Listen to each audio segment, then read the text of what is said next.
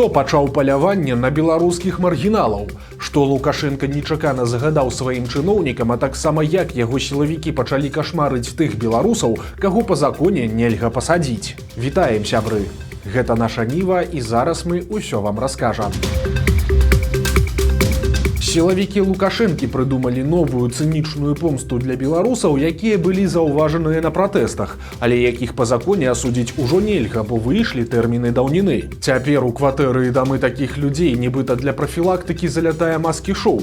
Вядома, што такім чынам узброеныя сілавікі брутальна ўварваліся ў некалькі кватэр у Магілёве, і такая акцыя запалохвання выглядае наступным чынам. Некалькі супрацоўнікаў губазік прыходзяць каля 7 раніцы, і калі чалавек адкрывае дзверы пасля грукату, яго кладуць тварам у падлогу, а рукі заламваюць. Дома ладзяць ператрус і раскідваюць рэчы, але нібыта больш для птушачкі, чым з мэтай нешта адшукаць. У вядомых нам выпадках пасля ўсяго гэтага чалавека забіралі ў мясцовае аддзяленне міліцыі на прафілактычную размову. Там сілавікі расказвалі пра адказнасць за любую пратэсную дзейнасць і пра тое, як адсочваюць экстрэмістаў. Затым людзям давалі падпісаць паперку, што яны ўсё паслухалі і зразумелі рызыку крымінальнай адказнасці за новыя факты пратэсту. Прычым, ніхто не хаваў, што да людзей прыходзілі менавіта за маршы 2020 года. Сілавікі тлумачылі, што гэта каб не расслабляліся, але пасля ўсіх гэтых прыніжэнняў людзей на суткі не забіралі і адпускалі дадому. Пакуль невядома, ці гэта практыка прымяняецца толькі ў Магілёве, ці ў іншых рэгіёнах таксама, але вядома, што ў Гомелі лукашэнкаўцы прыдумалі сабе іншую забаўку. Там невядомыя маладыя людзі абыходзяць кватэры мясцовых жыхароў і раяць ім не падтрымліваць зносіны з суседзямі, чые сваякі па палітычных прычынах былі вымушаныя выехаць з Беларусі. Як піша выданне «Позірк», загадкавыя хадакі не прадстаўляюцца, але падобна, што гэта чальцы моладзевых атрадаў правапарадку, якія дзейнічаюць пры Беларускім рэспубліканскім саюзе моладзі.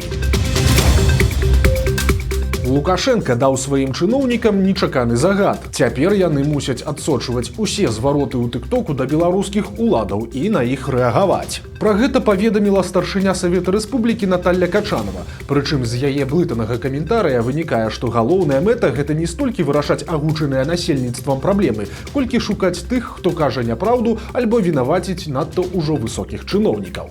І за такое беларусаў будуць караць. Надо людей слушать. Это всегда правда. Может быть такое. Но сейчас вот Александр Григорьевич же приняли решение, знаете, что все эти тиктоки все будут отслеживать и будут рассматривать эти вопросы. Потому что я тоже сказала, что люди должны отвечать, если дают недостоверную информацию. А самое главное, что все должны быть четко понимать меру своей ответственности. Потому что, видите, как говорят, не говорят же про должностных лиц облсполкома, говорят про губернатора. Не говорят про это, а говорят про того человека, который возглавляет этот государственный орган. Нельзя подставлять. Так нельзя подставлять председателя исполкома.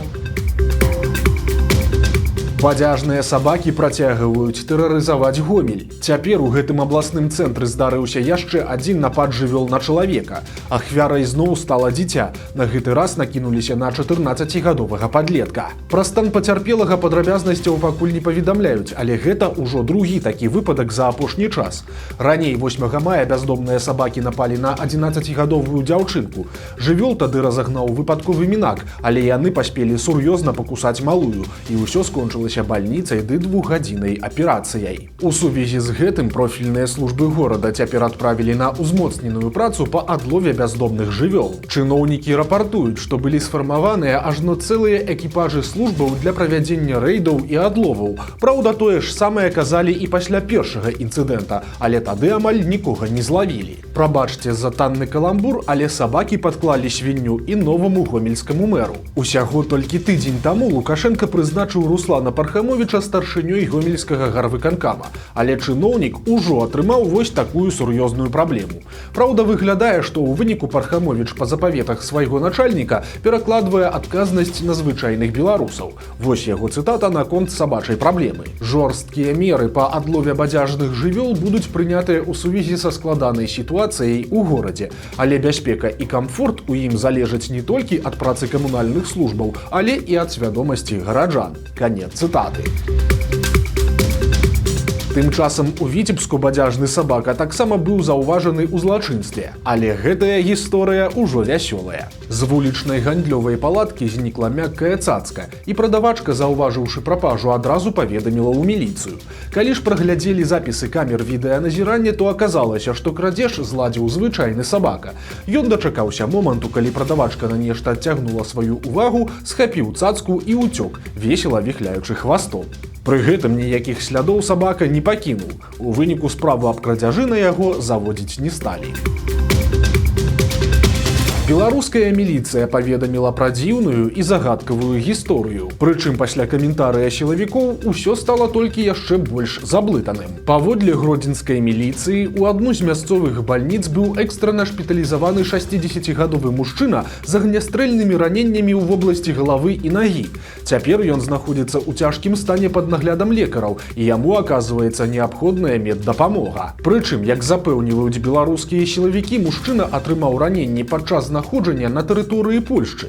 Але як гэта адбылося і як пацярпелы змог трапіць у Беларусь, ніхто не ўдакладняе. Ну не ехаў жа ён рэйсавым аўтобусам, сцякаючы крывёй, каб пахутчэй легчы ў бальніцу на радзіме. Тэарэтычна гэтая гісторыя можа быць звязаная з нелегальным перасячэннем беларуска-польскай мяжы, альбо наўмысным, альбо выпадковым. Але ж пацверджанняў такой версіі ніякіх няма, і пра гэта маўчаць і польскія памежнікі, і іх беларускія калегі.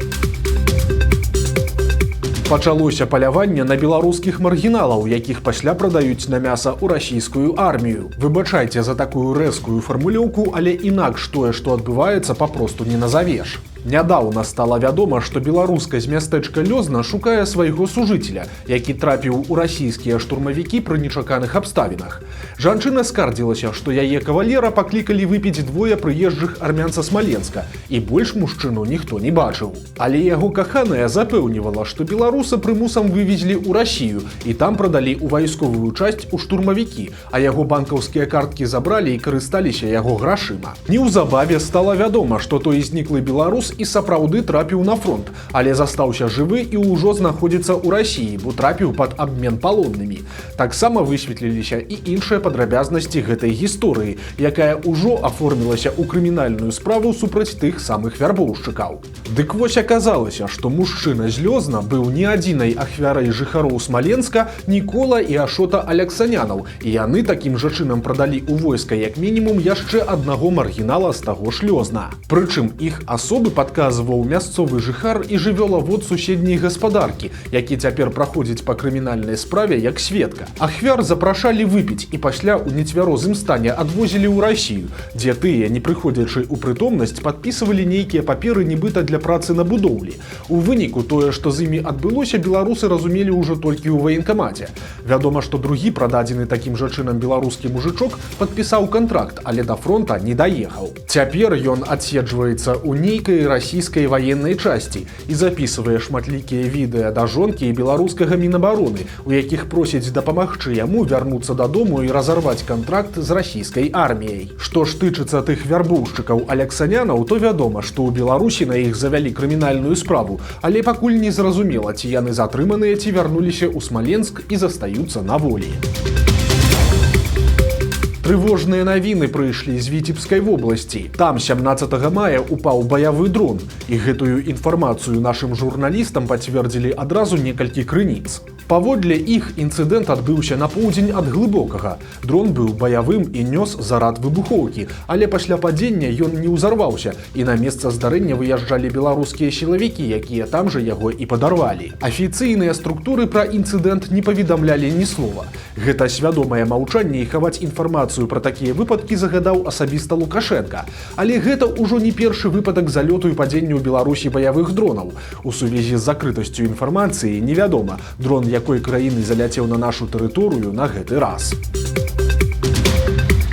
Выпадковая трагедыя адбылася ў Столінскім раёне. Там 58-гадовы мужчына памёр, памылкова выпіўшы пестыцыд. Ён убачыў бутэльку з празрыстай вадкасцю і падумаў, што там знаходзіцца бярозавы сок. Зрабіўшы пару глыткоў, мужчына адчуў сябе кепска, а пасля страціў прытомнасць.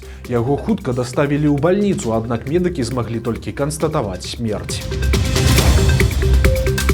З'явілася сумная статыстыка, па якой Беларусь увайшла ў спіс краін свету з самай нізкай нараджальнасцю. Даследаванне грунтуецца на даных Арганізацыі Аб'яднаных Нацый, і гэтыя звесткі выяўляюць глыбокі разрыў паміж рэгіёнамі свету, які фактычна падзяліўся на два дэмаграфічныя полюсы. З аднаго боку Еўропа, Паўночная Амерыка і Ўсходняя Азія, якія няўхільна стареюць. Сёння нават такія гіганты, як Індыя і Злучаныя Штаты, ужо не забяспечваюць нават простага ўзнаўлення свайго насельніцтва.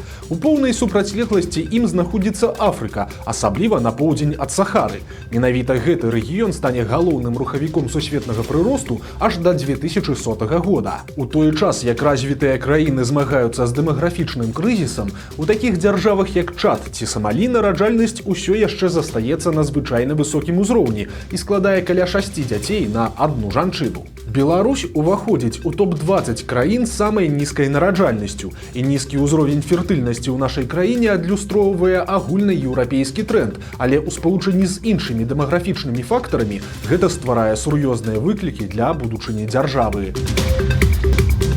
Літоўскі дзеяч, які збег у Беларусь ад суда на радзіме, трапіў у рэанімацыю. Выглядае, што жыццё ў Мінску і шчыльная супраца з беларускімі прапагандыстамі сталі для яго такім каласальным псіхалагічным і фізічным стрэсам, што здароўе ўцекача не вытрымала. Літовец Антанас Кандротас Целофанас, які стаў новым героем лукашэнкаўцаў, перанёс у Беларусі інфаркт і цяпер аднаўляецца ў аддзяленні інтэнсіўнай тэрапіі. Пра гэта паведаміў яго адвакат на апеляцыйным судзе ў Вільні. Нагадаем, што Кандротаса ў Літве ўжо не раз судзілі за цэлы шэраг крымінальных і адміністрацыйных правапарушэнняў.